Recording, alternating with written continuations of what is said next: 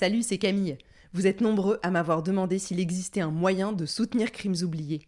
Eh bien, c'est aujourd'hui possible, j'ai ouvert une page Patreon. J'ai fait un choix pour ce podcast, pas de pub qui casse l'ambiance en plein milieu de vos écoutes. Donc pour que le podcast continue à exister à ce rythme et en toute indépendance, j'ai besoin de vous. Vous avez plusieurs possibilités pour me soutenir à votre échelle, je vous laisse le lien de la page directement dans les notes de l'épisode. Merci pour votre fidélité et merci à ceux qui participeront à cette aventure. Et maintenant, place à l'épisode du jour.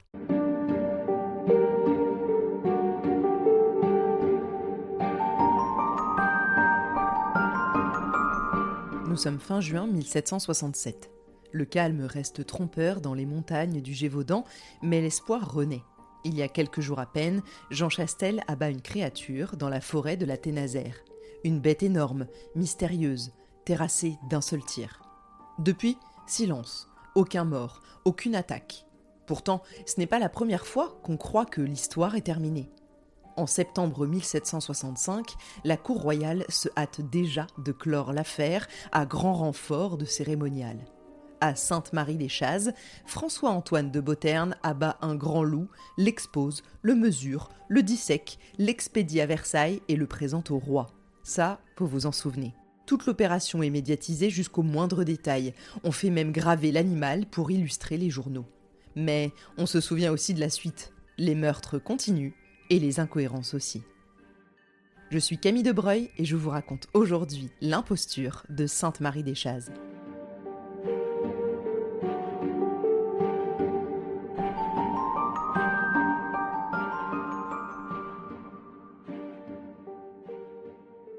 Aujourd'hui, je vous propose donc de replonger avec moi dans cette traque singulière des Chazes.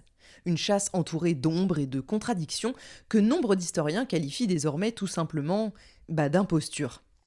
Pour bien comprendre cette histoire qui aurait été montée de toutes pièces, remontons ensemble à l'été 1765. De Beauterne, envoyé par le roi, arrive dans la région alors que la bête sévit depuis plus d'1 an et que les autorités royales ont perdu patience.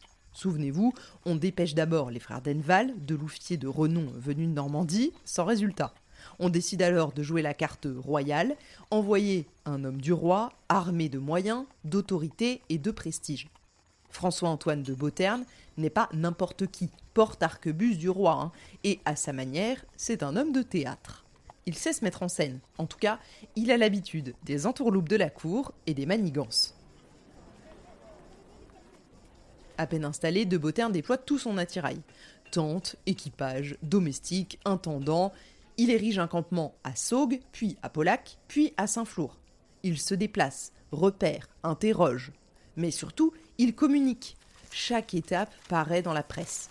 Tous ces déplacements sont annoncés dans les feuilles locales. Il n'hésite pas à inviter notables et curés pour garantir la bonne couverture de ses allées et venues.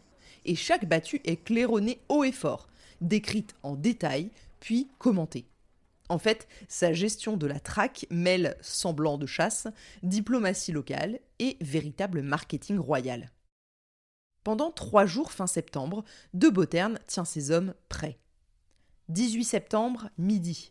Il dépêche les gardes Pélissier, la Cour et la Feuille vers les bois des Chazes, à plus de 45 km du Bessay, par des sentiers sinueux. Ça, c'est important pour la suite. 19 septembre, soit le lendemain au soir. Le garde Bonnet revient seul annoncer qu'il a vu, je cite, un gros loup, une louve et des louveteaux, et c'est lui qui presse de Beauterne de venir sans délai. Le lendemain encore, 20 septembre après-midi, toute la colonne, 40 tireurs, les valets des limiers et 5 chiens quittent le Bessay, puis, après leur marche, ils couchent à Saint-Julien-des-Chazes, sur la rive gauche de l'Allier. Ils franchiront le Bac à l'aube. Le 21 septembre, il est 6h du matin, le jour se lève à peine. On traverse la rivière, on grimpe le coteau. Un témoin note que la brume cache les postes mais crispe les fusils. Le bois de pommier dans lequel il se trouve forme une poche naturelle, ceinturée de falaises. Impossible d'en sortir. C'est comme une cuvette quasiment fermée sur tout son pourtour. De Beauterne se place dans un étroit sentier, canardière chargée de 5 mesures de poudre, 35 billes de plomb de gros calibre et une balle normalement prête à assurer la létalité du premier coup. Le loup apparaît, tourne la tête, un peu mou. De Beauterne tire, une grosse balle dans l'œil droit, des chevrotines dans l'épaule. L'animal chancelle, se relève, avance de 10 pas, dit-on, et un des gardes l'achève d'un coup de carabine dans la cuisse. 8 heures, le loup gît, raide mort. On le pèse entre 129 et 130 livres, soit 63 kilos environ. On mesure 1,74 m du bout du museau au bout de la queue, 80 cm au garrot. De Beauterne déclare devant témoins « jamais vu un loup semblable ». Bon, mais les gardes remarquent déjà son état au loup. Poil terne, pattes engourdies, comportement anormalement placide avant d'être tué. Il est bizarre ce loup, les gars. Le corps de l'animal est hissé sur un cheval et ramené au bessé. Chemin faisant, on ne croise personne. Plusieurs auteurs, notamment l'abbé Pourchet et Crouzet, soulignent que le site du pommier forme une cuvette naturelle, bien loin des villages et donc plus facile à contrôler, car on évite tous les témoins indiscrets. Bref, la bête arrive au bessé et François Boulanger, chirurgien de Saugues, ouvre l'animal devant 25 notables. Dans l'estomac, des fragments de côte de mouton, mais aucun tissu humain. Il certifie rapport sincère et véritable. À la bonne heure, si l'on suit rigoureusement les heures données par les rapports, le tir létal a donc lieu vers 8 heures. Puis hop, retour au bessé vers midi, ouverture immédiate de la cavité abdominale. Pour un animal aussi volumineux, on devrait quand même constater du sang frais abondant. Or, aucun témoin n'en mentionne dans sa déposition. C'est cette absence qui fait dire à l'abbé Pourchet que l'animal a pu être saigné ou alors prévidé. Après avoir sûrement mangé un morceau, De Beauterne rédige son procès-verbal. Il réduit la distance Chaz-Bessay à 3 petites lieues, datant l'acte au Chaz. Mais c'est pas bien grave, vous allez me dire, le gars a simplement ajusté les infos pour que ce soit plus simple. Mais ces deux ajustements ne sont pas de simples approximations. En compressant la distance réelle, environ 45 km par des chemins escarpés, et en prétendant avoir rédigé le procès-verbal sur les lieux mêmes de la battue, De Beauterne fabrique une chronologie matériellement impossible. Le retour au bessé, l'arrivée express du chirurgien Boulanger, la convocation des 8 victimes, curés et consuls en moins de 2 heures, apparaissent soudain complètement impossibles.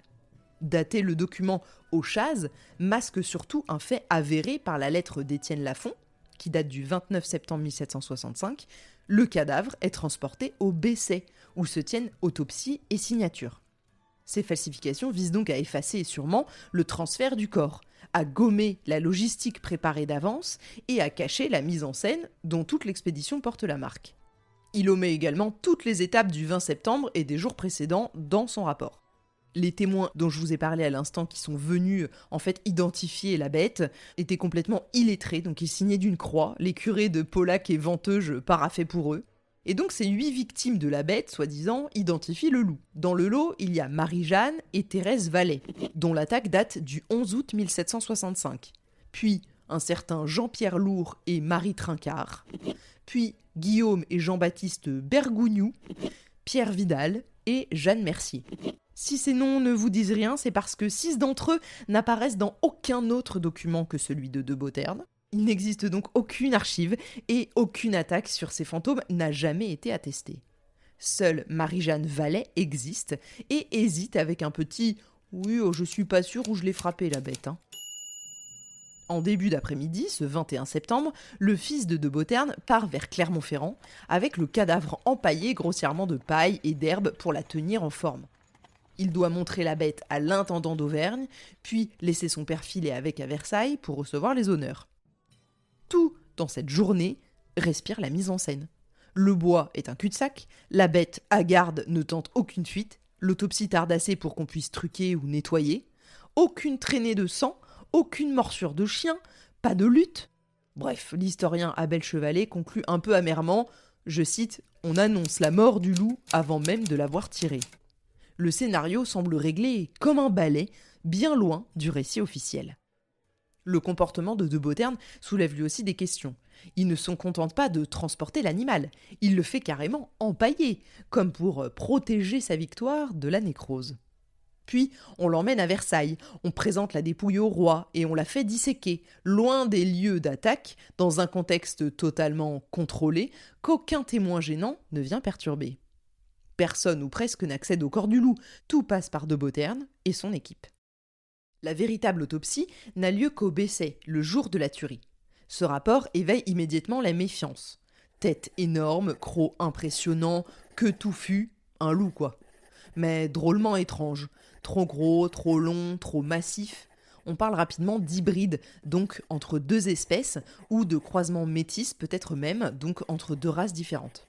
Le rapport de Beauterne mentionne aussi des ossements humains dans l'estomac, sans aucun détail, aucune concordance avec les disparus récents, information plus que vague, presque décorative, glissée pour asseoir le récit officiel. On se dit peut-être que ça rendra le tout plus vrai, et c'est le cas. Plusieurs jours s'écoulent entre la mort de la bête et sa présentation à l'intendant d'Auvergne. Les pauvres témoins évoquent une conservation sommaire et un transport chaotique vers Clermont-Ferrand. Dans cet intervalle, tout est possible. Ajouter, enlever, maquiller, tout est possible. La rigidité cadavérique disparaît, les chairs tournent, rendent toute observation plus floue. Certains affirment que les entrailles ont pu être manipulées, triées, peut-être remplacées même. Et si ossements humains il y a, pourquoi ne pas les montrer publiquement ? C'est un peu glauque, mais histoire qu'on y croit pour de bon. Ah non, bah là, étrangement, on trouve que c'est trop. Alors, pourquoi ces preuves irréfutables ne sont-elles pas exhibées ? De ce fait, les rumeurs enflent. Déjà, on murmure que la bête de Beauterne n'est pas la vraie bête. Dès la fin 1765, plusieurs correspondances privées colportent qu'on a présenté au roi un animal d'ailleurs. Michel Louis, en 1992, affirme que de Beauterne aurait acquis par l'intermédiaire d'un valet italien un loup capturé dans les Abruzzes. Un loup plus gros, avec un pelage plus sombre, un crâne plus massif. Transporté en cage jusqu'au camp du Bessay, il aurait été relâché dans le bois de pommier pour être tué du premier coup. L'auteur Abel Chevalet évoquait déjà un loup étranger acheté à prix d'or pour calmer la province. L'abbé Pourchet, en 1898, parle d'une bête dressée, délivrée la veille à la faveur de la nuit. Aucune archive de 1765 n'en fait état, mais les distances truquées, l'absence de sang frais et la maigreur des lambeaux gastriques nourrissent cette piste. Un animal déjà affaibli, peut-être drogué ou saigné, aurait assuré une mise à mort facile tout en fournissant un trophée spectaculaire pour Versailles. Le scénario paraît tiré par les cheveux, pourtant plusieurs éléments lui donnent du crédit. D'abord, le lieu. Sainte-Marie-des-Chazes est accessible, relativement plat, idéal pour une battue rapide et contrôlée. Curieusement, la bête ne se trouve ni entre deux montagnes escarpées, ni dans une forêt inextricable, alors que ces terrains dominent clairement le Gévaudan. Ensuite, le timing. La bête frappe d'ordinaire à l'aube ou au crépuscule. Elle n'attaque jamais en plein après-midi. Or, en septembre, la bête est tuée à 8 heures, en plein jour, quand toutes ces grandes battues précédentes, menées dans des bois encore plus denses, ont échoué pendant des mois. Et surtout, l'absence totale de résistance. Aucun témoin ne rapporte de combat, de poursuite ou d'affrontement, ou même de fuite. Un témoin mentionne aussi, presque en passant, un homme vêtu de noir, inconnu, et aperçu tôt le matin, quittant le bois, comme s'il avait laissé quelque chose derrière lui. Bon, ça, je pense que c'est à prendre un peu avec des pincettes. Selon l'abbé Pourchet, cette silhouette est rapportée dans un cahier manuscrit attribué au curé d'Aumont-Aubrac, rédigé une vingtaine d'années après les faits.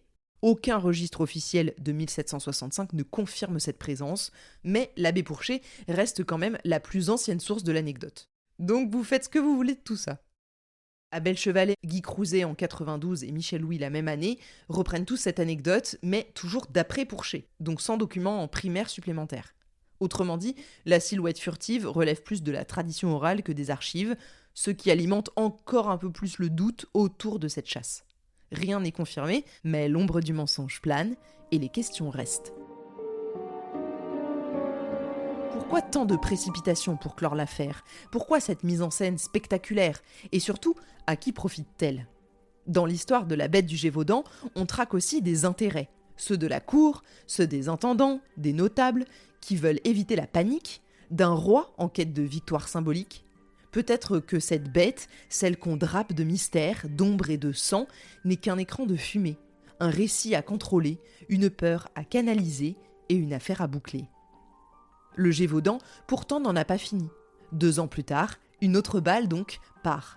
Une autre bête s'effondre, et alors la peur disparaît vraiment. Que se passe-t-il entre-temps ? Qui ment ?